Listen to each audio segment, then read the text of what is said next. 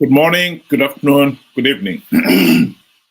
A friend of mine sent me this video of Eddie Cross being interviewed on one of the channels. And the question that he asked, and anyone else who has listened to it, has to ask is,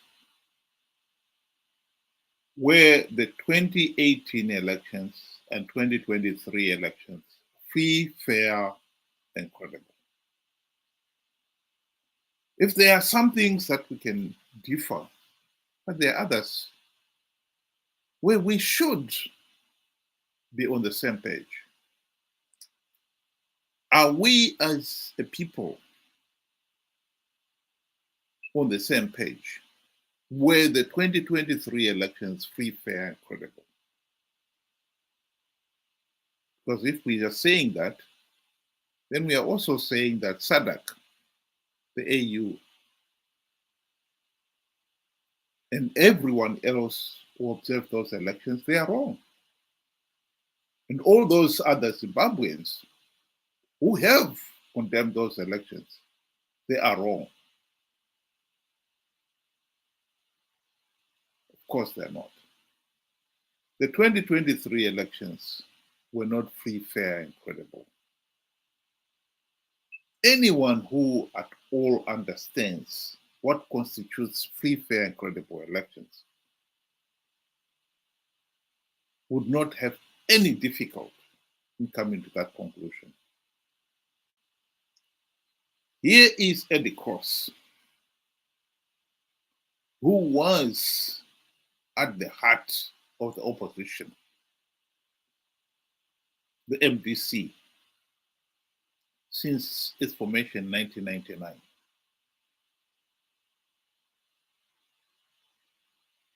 And of all people, he should understand that elections in Zimbabwe, Mnangagwa rigged the elections. And yet, he is saying the exact opposite. Let's just listen to what he was saying in this video clip.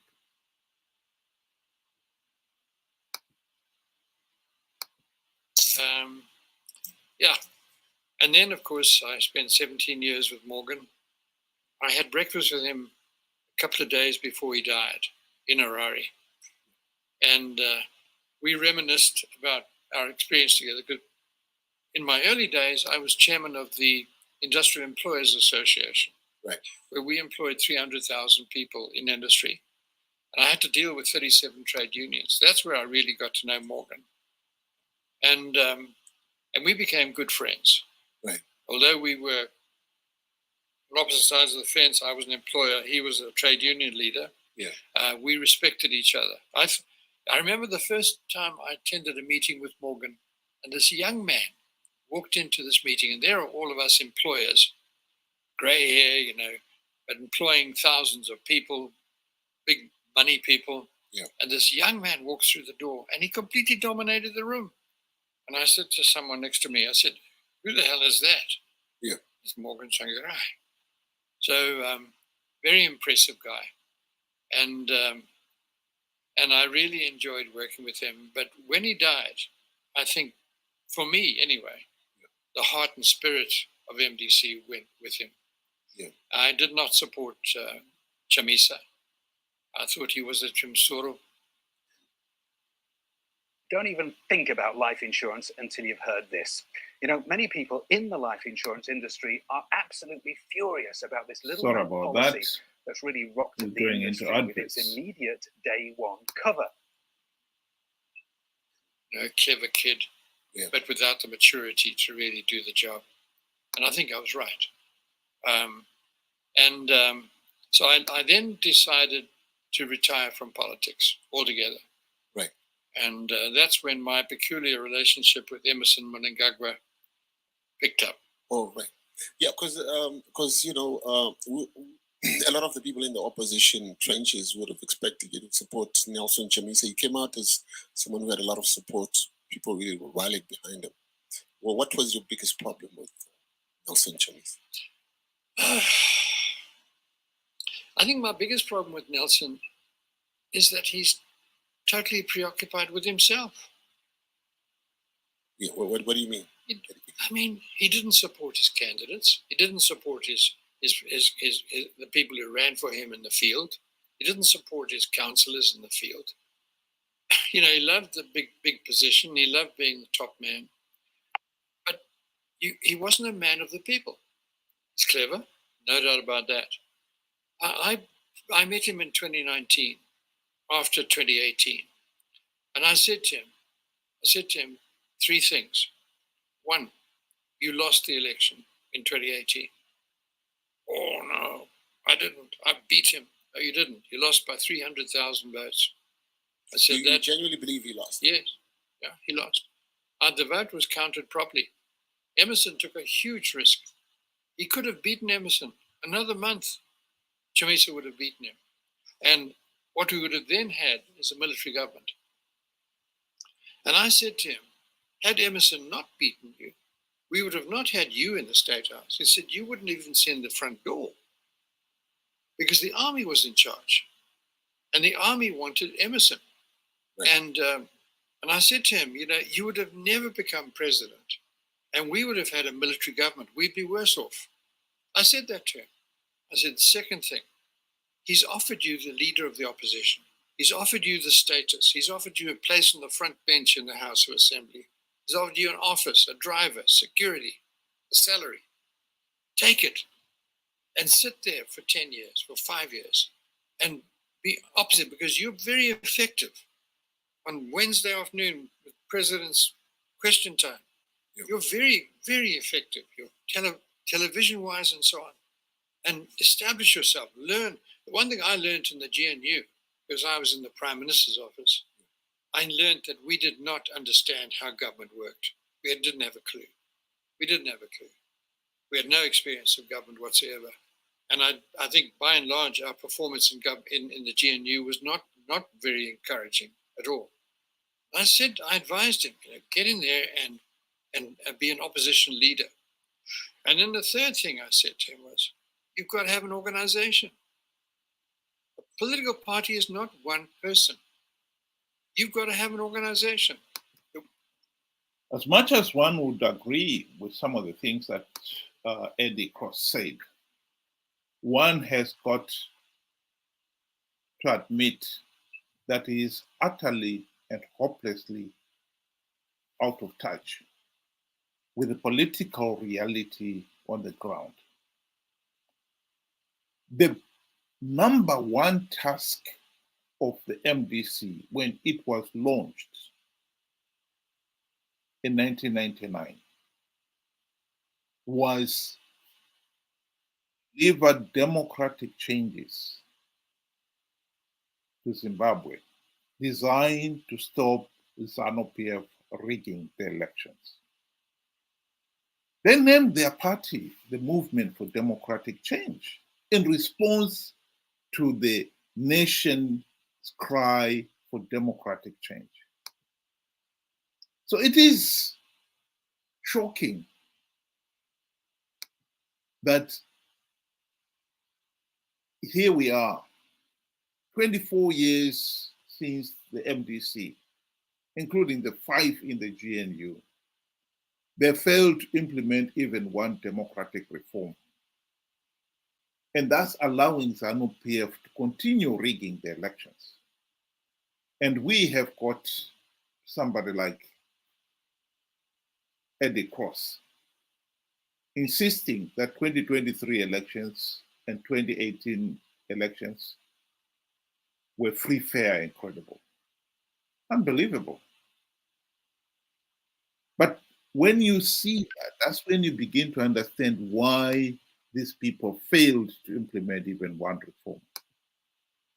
These guys had no clue what the reforms were all about. They had no clue what their number one task was supposed to be. And hence the reason why we find ourselves in this mess. They had the opportunity to implement the reforms, and they failed to implement even one. And worse still, ever since the GNU debacle, they have been participating in flawed elections to give Zanu PF legitimacy. And here is Eddie Cross telling us the elections were free, fair, and credible. How nauseating.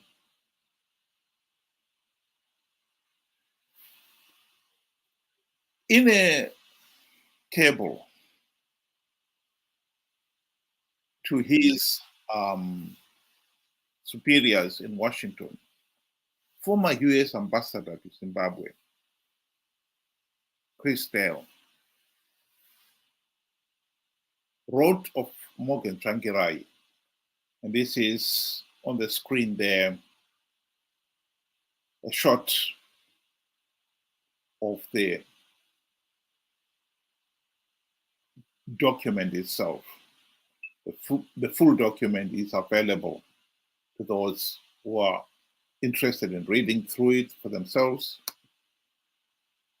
on the New York Times website. And it goes into detail of the problems in Zimbabwe. And when he was talking about the problems in the opposition, this is what Chris Dale said. Zimbabwe's opposition is far from ideal. And I leave convinced that had we different partners, we could have achieved more already. Morgan Tsvangirai is brave, committed man, and by and large, a Democrat. He is also the only player on the scene right now with real star quality and the ability to rally the masses. But Tsvangirai is also a flawed figure, not readily open to advice, indecisive, with questionable judgment in selecting those around him. He is indispensable. He is the indispensable element for the opposition's success, but possibly an albatross around their necks once in power. Ambassador Dale was absolutely right. Morgan Tsvangirai was a flawed character, indecisive, and he ended up surrounding himself with equally flawed and incompetent individuals. It is when you look at that, that's when you begin to realize why the opposition has been totally ineffective and utterly useless. We cannot deny that the opposition had the golden opportunity to implement the reforms and yet failed to implement even one token reform in 24 years, including the 10 years in the GNU. And right now, we are stuck with a regime that is corrupt and incompetent and utterly useless. And for somebody like Eddie Cross to be wittering about Emerson Mnangagwa having won free, fair, and credible elections in 2018 underlines that very problem we have in Zimbabwe. If we have got an opposition who believe the elections are free, fair, and credible, then what the hell have we been doing this last 24 years? But that is where we are. That is the problem we have in Zimbabwe. We have got an opposition that is totally useless. The MDC will never, they had the opportunity to deliver democratic change, they wasted it. And ever since the GNU, they've been participating in flawed elections out of greed, knowing fully well that the process is flawed, that Zanu PF was rigging the elections, and that participating will only give Zanu PF legitimacy. That is the reality. That is where we are. It is most unfortunate that we keep repeating the same mistake over and over again. We never seem to learn from the past.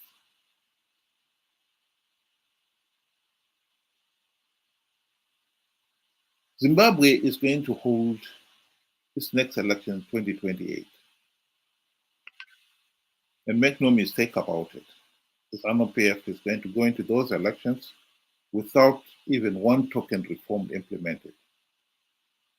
And make no mistake about it, Chamisa and company are going to participate in those flawed elections. They will tell their followers that they've come up with stringent measures to stop Zanu PF rigging the elections. And so they will participate in their millions, giving Zanu PF legitimacy. We never seem to learn from the past.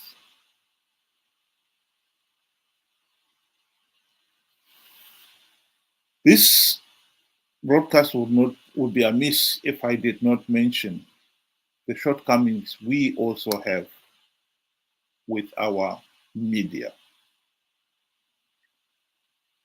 People like Eddie Cross have been interviewed on several platforms over the years.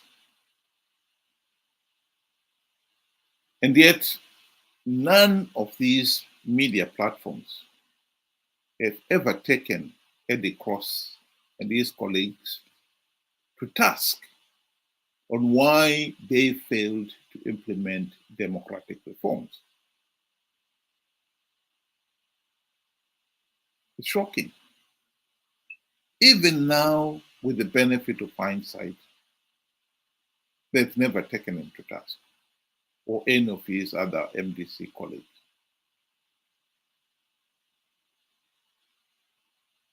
So in many ways, our failed political system has got many assets, many layers to it. The one is Zanu PF itself. The second layer is the opposition, who are corrupt and incompetent. And the third layer is the electorate, who are incredibly ignorant, naive, and gullible. And the other layer, the fourth layer, if you want, is the media. That has proven to be equally corrupt, incompetent, and useless. Here is a sample of a BBC interview in which, for a change, Nelson Chamisa was taken to task. Ende patakasangana na Trump akatibvunza nawo akomana mari yamuri kuda kuti nyika ifambe imari serious questions were raised about your behaviour in Washington, D.C. You did see some senior people on Capitol Hill, some Congress people, but you also claimed that you'd seen Donald Trump. You claimed you had a conversation with him in which you said he asked you how much you needed to move the country forward. You told him $15 billion, and he said to you that he would provide the money if you won the election. That was not true, was it? Trump akatibvunza naye akomana mari yamuri kuda kuti nyika ifambe imari. It was not true that you'd seen Donald Trump and that Donald Trump indicated to you that he would provide, if you won the election, $15 billion. All those statements were said by other people, not what I said. Akasangana na Trump akatibvunza naye akomana mari yamuri kuda kuti nyika ifambe imari. Well, no, because there is a video which shows you at a rally in January back home in Zimbabwe saying that Donald Trump had pretty much promised you $15 billion. To be clear, because some people in Zimbabwe are still confused, you're now telling me you did not meet Donald Trump. We did not.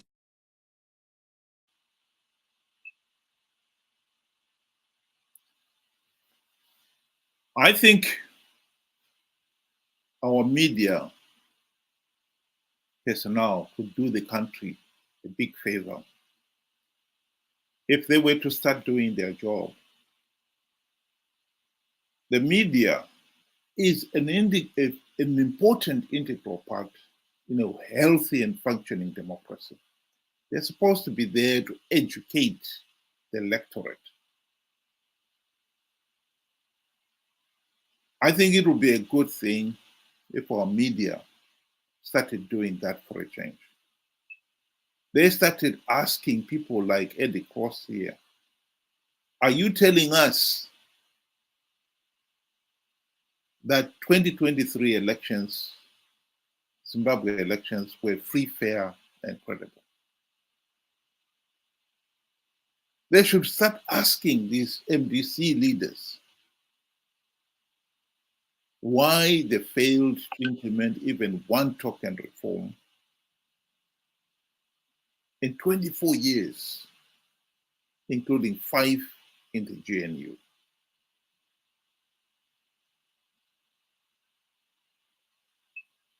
They should start asking leaders like Nelson Chamisa why he lied about implementing,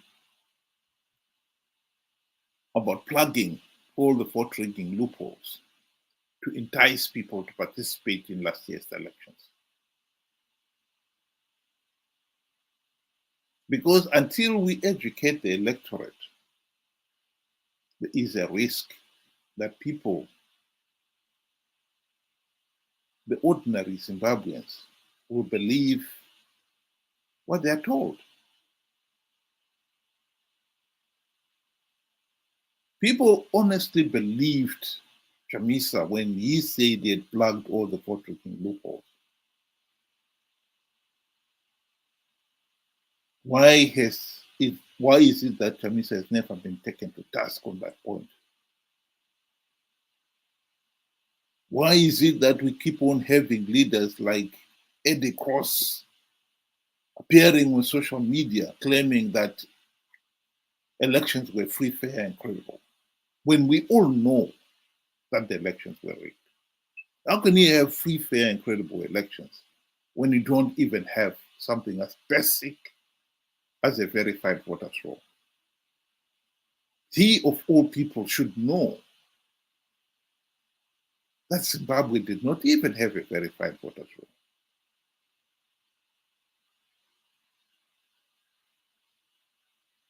I think the media has a role to play, an important role to play. They should take up that role with the seriousness and urgency the matter demands. We want an electorate that is educated, knowledgeable, and diligent in holding those in positions of power and authority to account. And media practitioners should lead in holding those in public office to account.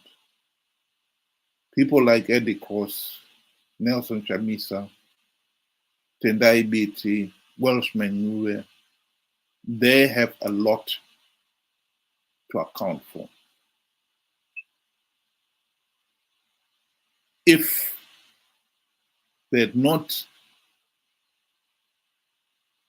betrayed the people of Zimbabwe, Zimbabwe will be in a different place right now. If they had implemented the democratic reforms, we would have got rid of the Zanu PF dictatorship by now. But if we don't take them to task, we will never have democratic change in Zimbabwe. Never. Thank you very much, and have a good day.